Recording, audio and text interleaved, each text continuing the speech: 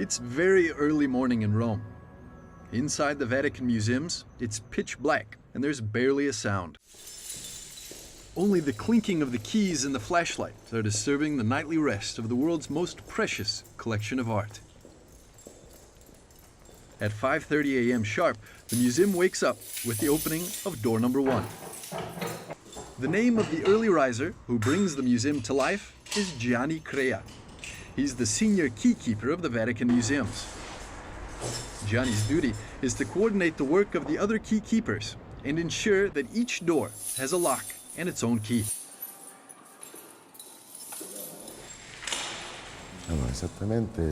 There are exactly 2,797 keys. We are 10 key keepers. 5 of us open and 5 close the museum's doors.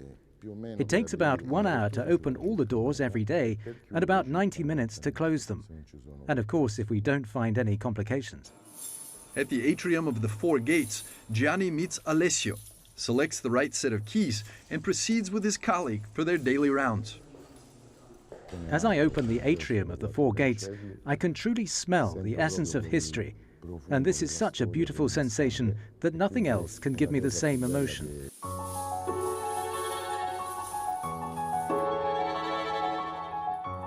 The daily duty of the key keepers is nothing less than opening some 300 doors, alight the halls and galleries, and open what many would consider the pearl of the Vatican, the Sistine Chapel.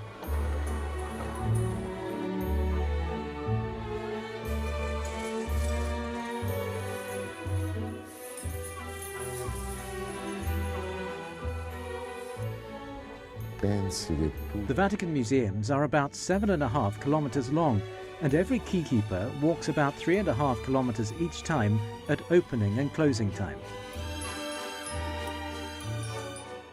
Imagine that you have to walk 4.5 miles through these resplendent halls every morning, viewing the world's greatest art masterpieces.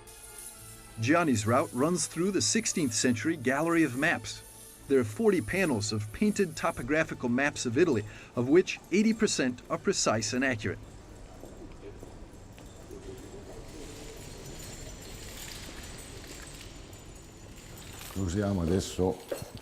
Now we will use one of the smallest keys to turn on the lights inside the Raphael rooms.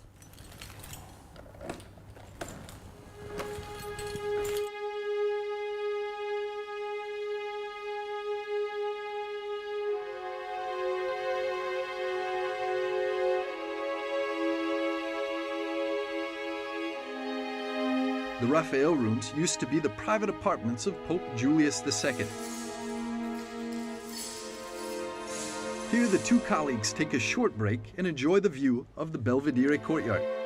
The Vatican Museums are so fascinating and so beautiful that in each corner we can discover something new and unique.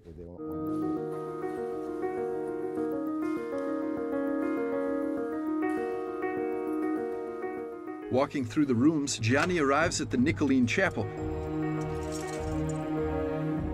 The frescoes are painted by the famous Florentine artist, Blessed Fra Angelico.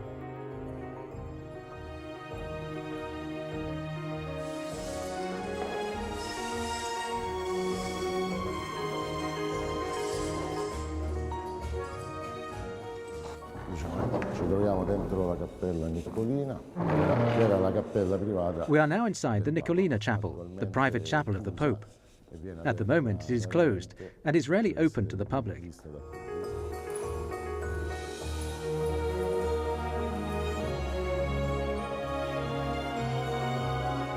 The window links the Vatican Museums with the Apostolic Palace, where the Pope holds his private audiences.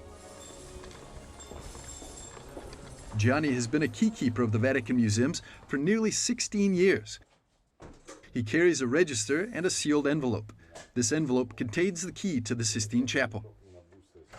But when it comes to opening the Sistine Chapel, every day he's filled with the same awe that he felt the very first time.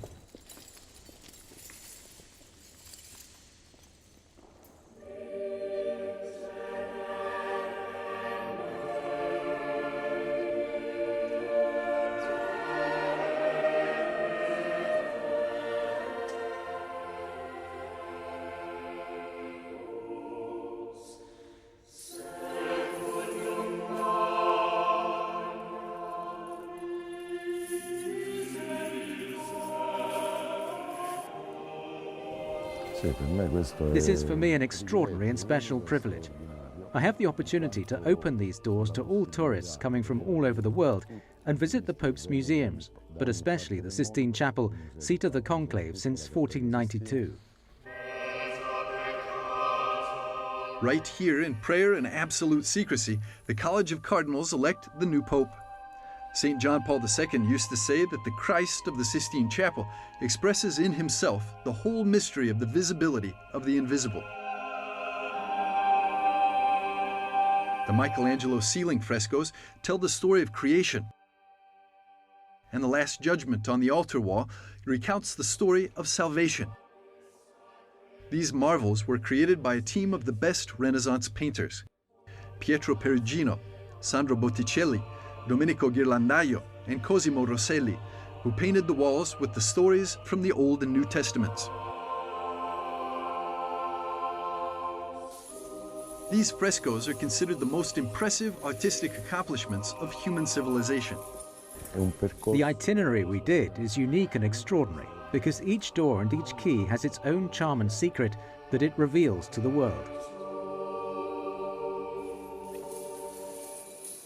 It's already 8 a.m., the official opening time of the Vatican Museums. The last hall on Gianni's route is the Gallery of Statues.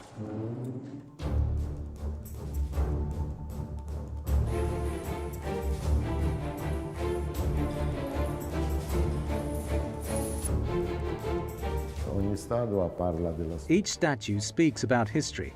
Each statue has something different and fascinating, like this one, for example. After completing his duties, Gianni can relax and enjoy the beautiful view of the Roman morning.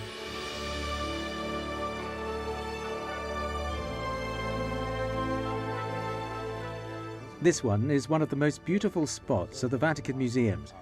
This is the Ladder of Bramante, the Scala del Bramante, where we can view the entire panorama of Rome.